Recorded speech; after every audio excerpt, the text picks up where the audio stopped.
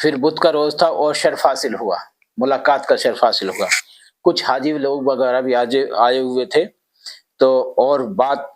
فاتح کے بارے میں ہو رہی تھی، فاتحہ دلانے کے لیے، فاتحہ اصل سبب کے مسائل میں ہو رہی تھی۔ تو اپنی زبان مبارک سے فرماتے ہیں، فرمایا مشائخ طبقات کے اثار میں نے لکھا ہوا دیکھا، یعنی کتاب کا نام ہے مشائخ طبقات، تو اس میں لکھا ہوا دیکھا ہے کہ فاتحہ کو حاجز برابری کے لیے باکثرت پڑھنا چاہیے، یعنی کہ سورہ فاتحہ کا مسئلہ بھی اس میں شامل ہو جاتا ہے۔ حدیث میں ہے کہ جس سے کوئی مشکل پیش آئے وہ حسب ذیل طریق سے کوئی سورہ یعنی کہ سورہ فاتحہ پڑھے، بسم اللہ الرحمن الرحیم الحمد للہ رب العالمین۔ تو اگر کوئی انسان کو آپ نے بتایا کہ کوئی پریشان ہو، کوئی دقت ہو، کسی مسائل میں تنگ دست ہو، کسی مسائل میں کوئی حاجت روا ہو، کچھ بھی ہو، تو آپ نے فرمایا کہ آپ کوئی دعا بھی کرنا چاہتے ہو، کوئی آپ کی حاجت ہے، تو آپ سب کے لیے سورہ فاتحہ کو میں بسم اللہ کے ساتھ ملا کے اور سورہ فاتحہ کو کثرت سے پڑھا کرے، اور آمین کے وقت 3 مرتبہ آمین کہے، اللہ تعالیٰ اس کی مشکل کو حل کر دے گا۔ بہت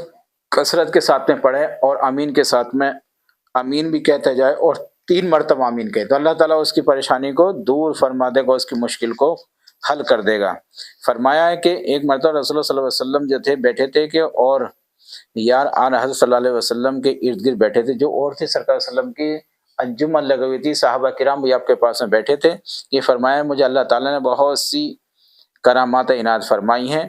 اللہ کے رسول صلی اللہ علیہ وسلم فرماتے ہیں کہ میں نے بہت سی کرامات اللہ تعالیٰ نے مجھے عنایت فرمائی ہیں، اور جبرائیل علیہ الصلوۃ والسلام نے آ کر کہا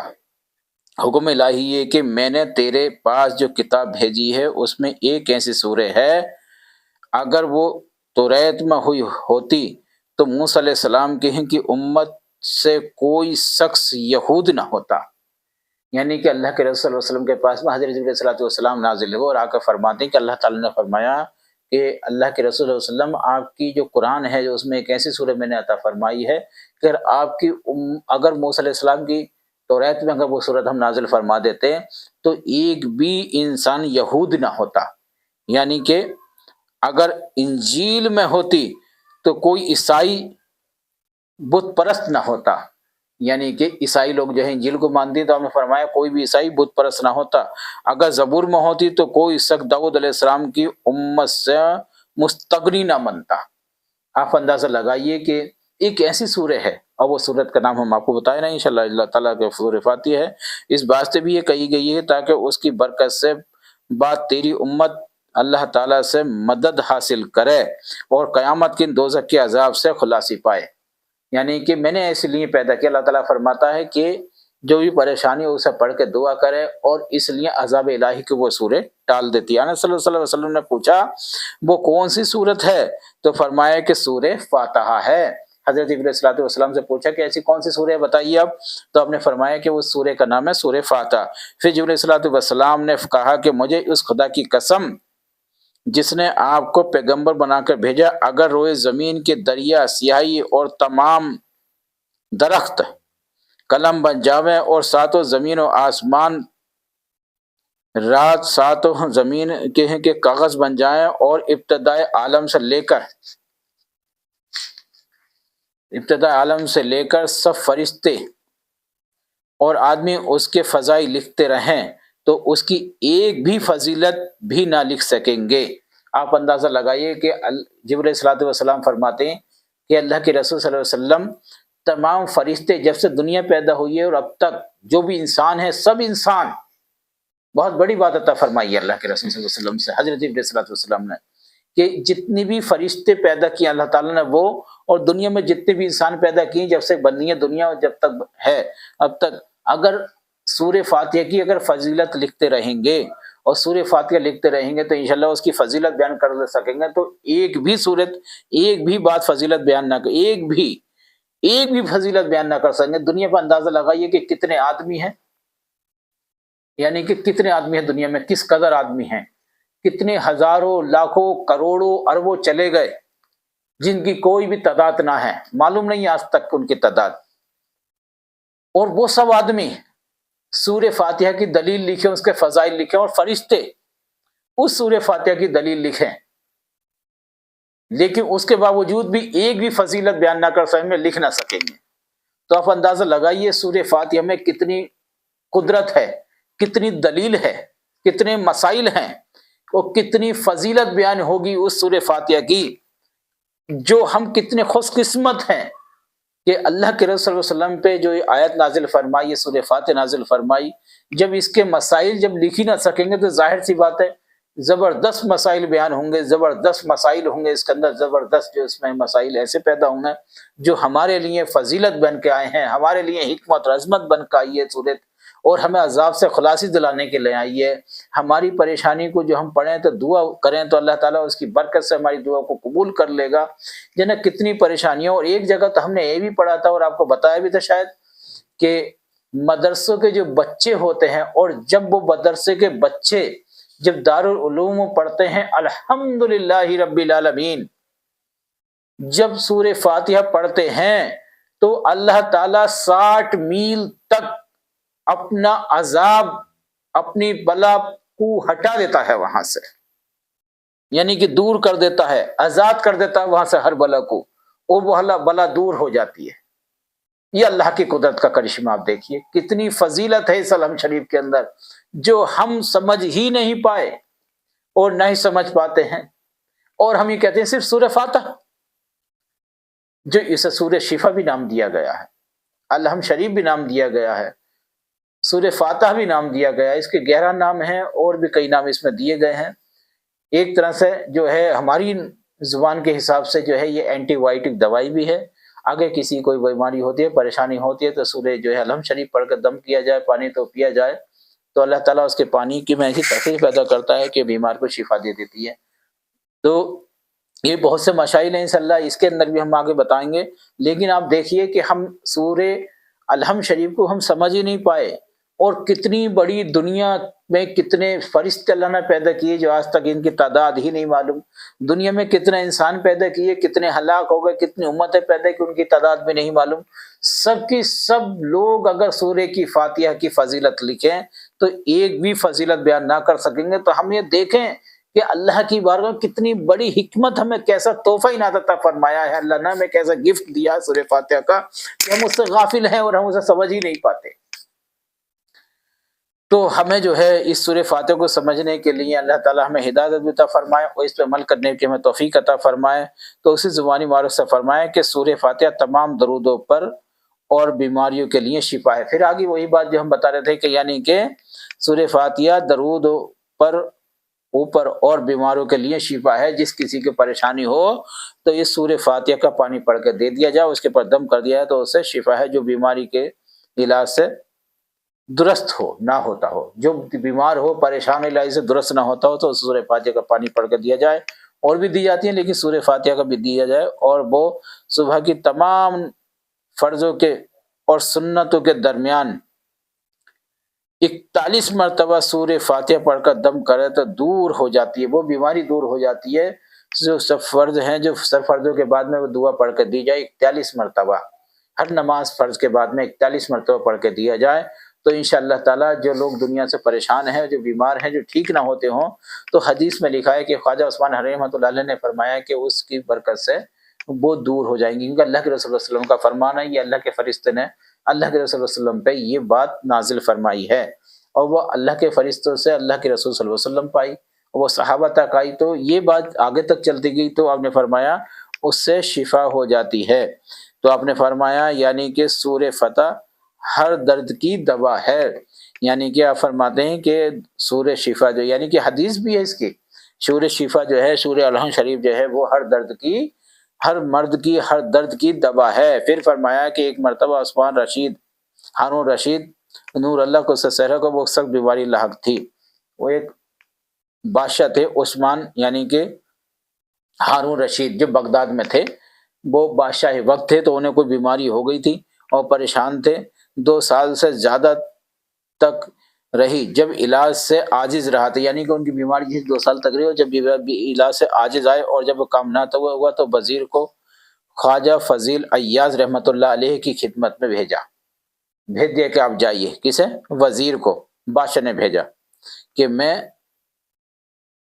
زحمت سے تنگ آ گیا ہوں، میں اپنی بیماری سے زحمت سے تنگ آ گیا ہوں، کسی علاج سے فاقہ نہیں ہوتا، نہیں کسی بھی طرح سے مجھے فائدہ نہیں ہو رہا ہے، میری بیماری میں اضافہ ہی باز اضافہ ہے، میں پریشان ہوں۔ الغرض چونکہ شفاعت کا وقت پہنچ چکا تھا، یہ اللہ کی مرضی تھی، جب تک اللہ کی مرضی نہیں ہوتی ہے وہ شفا انسان کو نہیں ملتی ہے، اور شفا جب ہی ملتی ہے جب اللہ تعالیٰ کا حکم ہوتا ہے، لیکن اللہ تعالیٰ کوئی نہ کوئی کہیں نہ کہیں ذریعہ بناتا ہے۔ خواجہ فضل عیاض رحمۃ اللہ نے فوراً اٹھ کر ہارون رشید کے پاس آ گئے اور اپنا دست مبارک اس کے جسم پر پھیرا تو 41 مرتبہ سورہ پڑھ کر دم کیا، تو ابھی اچھی طرح نہ کیا تھا کہ اسے صحت حاصل ہو گئی تھی، جب تک پورا پڑھ کر دم بھی نہیں کر پائے تھے، پورا پڑھا بھی نہ تھا، پڑھ ہی رہے تھے، تو جب تک وہ جو تھی ان کی سورہ کی برکت سے، یعنی کہ وہ ان کی صحت یاب ہو گئے تھے اور صحت مل گئی تھی۔ لیکن مسئلہ یہ بھی ہے کہ وہ زبان پڑھنے والا نیک ہونا چاہیے، جھوٹ نہ ہو، فریب نہ ہو، مکاری نہ ہو، سود کا حرام کا نہ کھاتا ہو، غلط ناجائز پیسہ نہ کھاتا ہو، متقی پرہیزگار ہو۔ اور فضل عیاض رحمۃ اللہ علیہ جیسے بزرگ کیا ہستی ہے، وہ ہاتھ اٹھا کے دعا کر دیتا ہے انشاءاللہ تعالی اللہ شفائی کاملہ عاجل عطا فرما دیتا ہے، تو انہیں صحت ہو گئی۔ تو کہنے کا مطلب یہ ہے کہ پھر اسی موقع مناسب فرمایا کہ ایک مرتبہ امین حضرت علی رضی اللہ تعالیٰ ایک بیمار کے اوپر سورہ جو تھے پڑھ کر دم کیا تو اسی وقت اسے صحت ہو گئی، تو سورہ کی برکت سے بھی دم ہو گئی۔ تو آپ نے فرمایا کہ سورہ جو ہے بیماری کے لیے دوا ہے، لیکن وہ زبانیں اچھی تھیں، وہ زبانیں نیک تھیں، ہم خطا کار ہیں، گناہ گار ہیں، ہماری زبانوں میں دم نہیں ہے، اور ہم جو ہیں اس لائق نہیں ہیں کہ ہم پڑھ کر دم کریں تو وہ شفا ہو جائے، لیکن ہمیں یقین تو رکھنا چاہیے۔ جب اللہ تعالیٰ نے قرآن شریف میں فرمایا کہ ایک اور آدمی اس کی بیماری کے لیے آیا اور پوچھا کہ کیا حاجت ہے، تو پس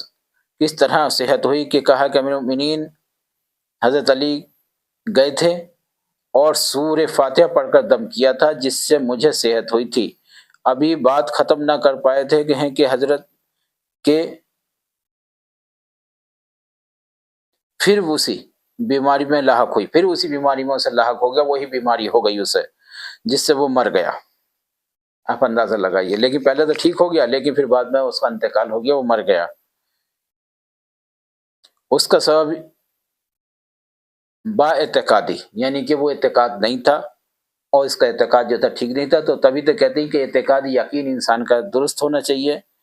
اور مضبوط ہونا چاہیے۔